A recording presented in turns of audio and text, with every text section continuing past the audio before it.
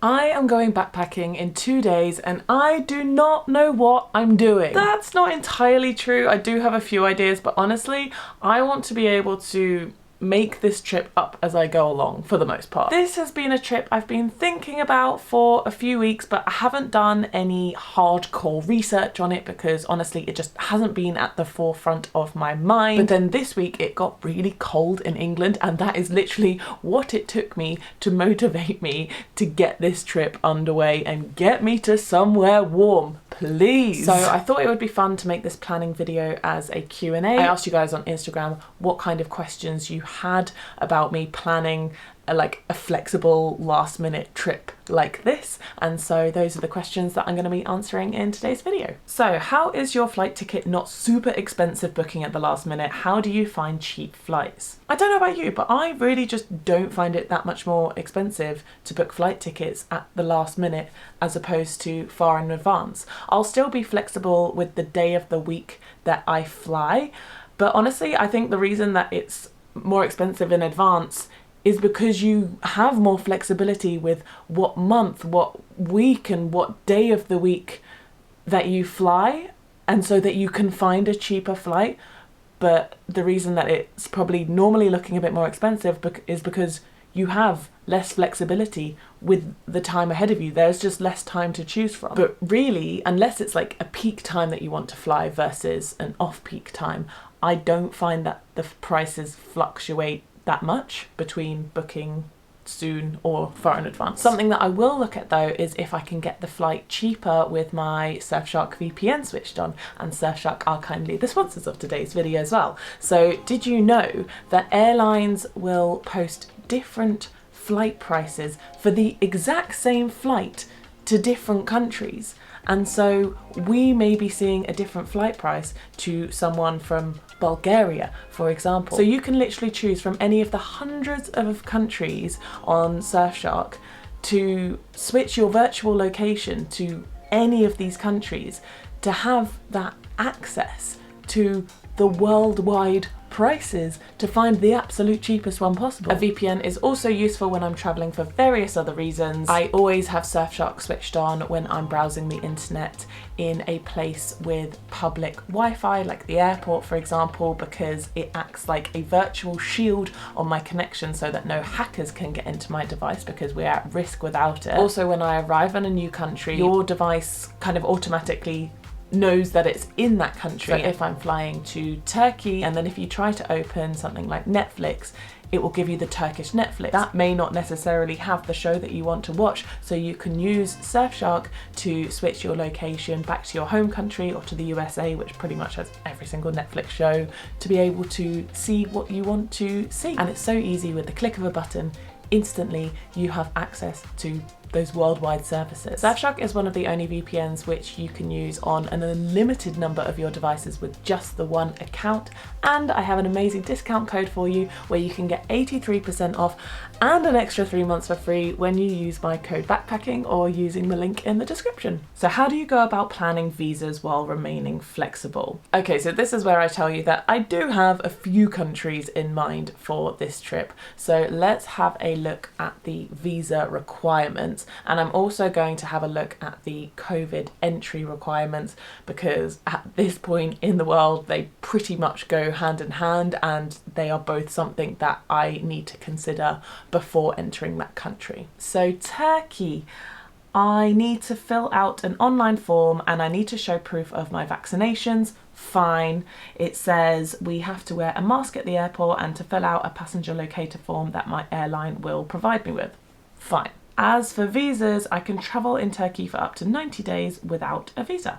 Fantastic. Okay, next up we have Egypt, potentially. COVID rules, looks like I need to show my proof of vaccination, and I'll have to fill out some forms that they will probably give to me in the airport.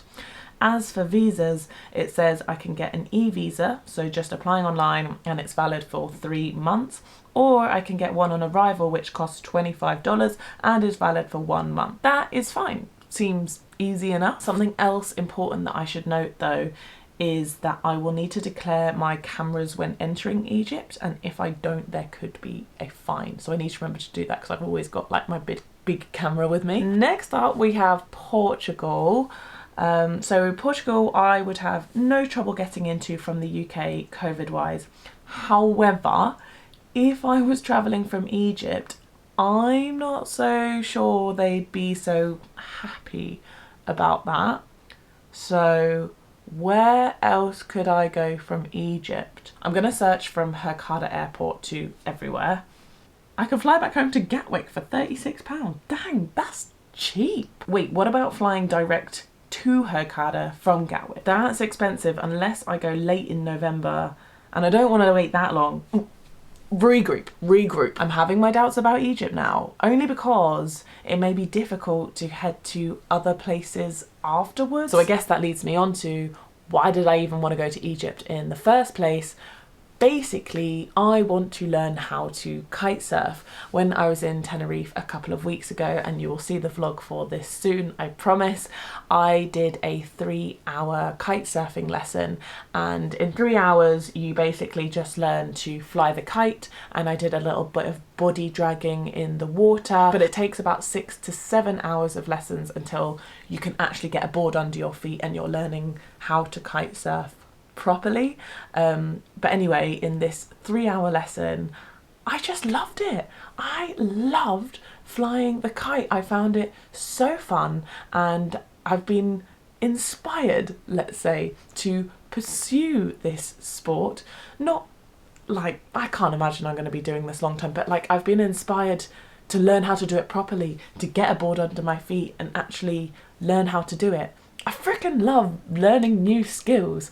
And anyway, I was researching kind of the best places within a 5-hour flight from the UK, like best places to kite surf, and Egypt on the Red Sea was really coming up with a great place, because it has the optimum conditions of the water being still but it being super, super windy. Those are like optimum conditions for kite surfing, which is why I wanted to go. But obviously Egypt isn't the only place in the world with good kite surfing, and since I'm having my reservations about going there at the moment, I think it's probably best that I pick somewhere else at this point. A little bit disappointing, I've never been to Egypt and that would have been good, but hey ho, we're living in COVID times, we gotta work around it. So Spain, perhaps? I've been to Spain twice in the past month, so it seems excessive to go again. But I know as a fully vaxxed person that it's very easy for me to get in,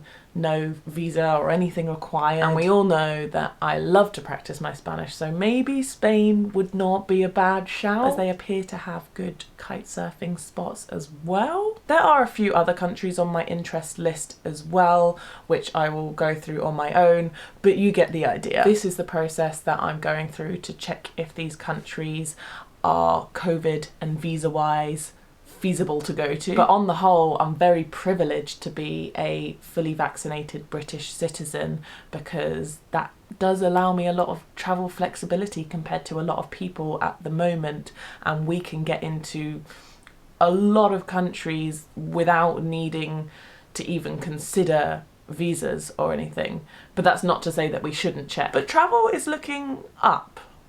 I don't want to say it's looking good at the moment, it's looking up from what it was like 6 months ago. Do you pre-plan how many days you spend in one place, or take it as it comes? Usually when I arrive in a new destination, I will have initially booked myself 2 to 3 nights to stay there, and then after that period of time I can decide whether I want to stay longer, extend my stay, or whether it's time to move on to the next destination. And that is what I will be doing for this trip as well. Are you still planning on staying in hostels despite COVID? Yes, I am absolutely buzzing to stay in hostels again. I've not stayed in a hostel since March 2020, when I had to fly home from Colombia, and I'm now fully vaxxed. I've also already had COVID, so I feel like I've got a little bit of natural immunity as well, and I'm super keen to be supporting the hostel industry. It's definitely in need of a lot of support to get back on its feet. I will of course follow any COVID regulations that the hostel may have, but I am not going to let that stop me from staying in them. I'm actually very excited. How are you budgeting for this trip, and how do you budget enough? This is a really great question considering the nature of this trip, because normally I would be using the backpacking budget calculator available on backpackingbananas.com, where I can input the number of days I plan on spending somewhere, I can input all the different countries, and I can really figure out an accurate budget for what my trip's going to be. Obviously, with this trip, I can't exactly do that because I don't know where I'm going or how long I'm going to stay in each destination. So I'm going to set myself what I think is a pretty generous budget of £1,500 per month. I hope to not even spend that much, but I think that that's like a nice kind of maximum to try and not go over. And I will be tracking my spending on the Globetrotter budget tracker, also available on backpackingbananas.com, to make sure that I am sticking underneath that budget and I don't just go absolutely wild. So yeah, £1,500 a month equates to about £50 a day, and that will be for my accommodation, my travel, my activities and my food. So yeah, I will let you know how that goes and if I stick to that. I really hope I do. How do you decide what you want to do and when? That will literally be on a daily basis occurrence. I might arrive in a hostel and they have a walking tour which only runs 3 days a week. So okay, I can't do the walking tour for 2 days.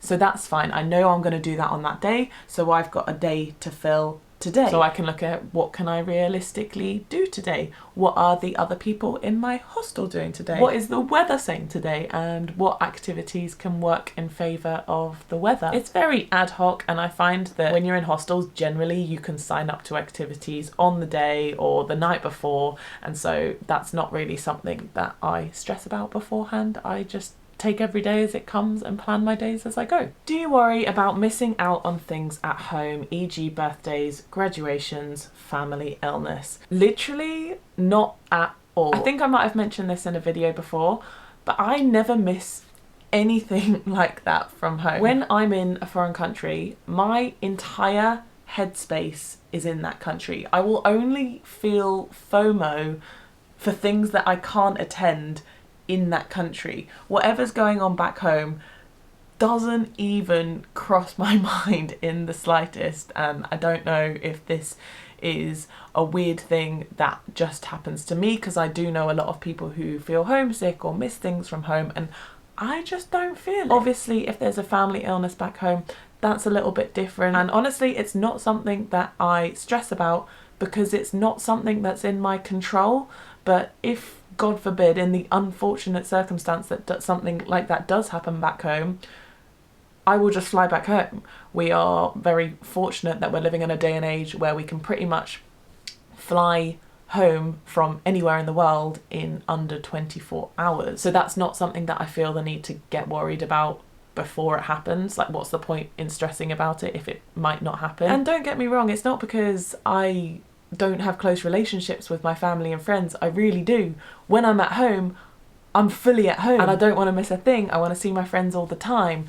But it's like, in whatever country I'm in, I'm fully in that country at that time. How do you keep your camera gear safe from theft or losing them? It's either locked away in a locker or somewhere safe in my hostel or accommodation, or it's literally attached to me and doesn't leave my sight. I guard my valuables like a hawk when they are on me. But if there was an unfortunate case where something was to get lost or stolen for whatever reason, that is why we have travel insurance. Would you pay more for accommodation with free cancellation in case you change your mind on how long you stay? I've never felt the need to pay more for free cancellation, mostly because the majority of hostels that I do book is at the very last minute, and then I just extend if need be. I'm very rarely in a case where I've booked somewhere and then I've changed my mind about staying there.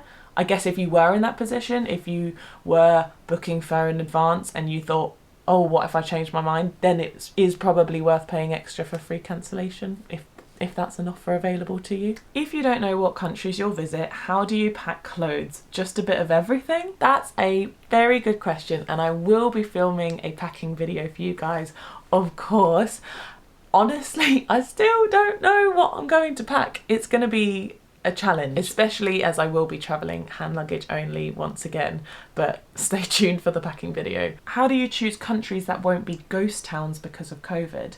Hostels, food, drink, etc. Instagram is usually my best friend for this. I will search the location there of wherever I'm planning on travelling, and I will see if anyone's posted photos of there recently, and I'll see what it looks like. I might click on that person's profile, see if they've posted any other photos. I might even message them and ask them what it was like if I think that they were there recently. They may reply, they may not, but I find Instagram to be a very good source of very current information of just seeing what a place is like. But you could also call up hostels in that place and literally just ask whoever's on reception what it's like there.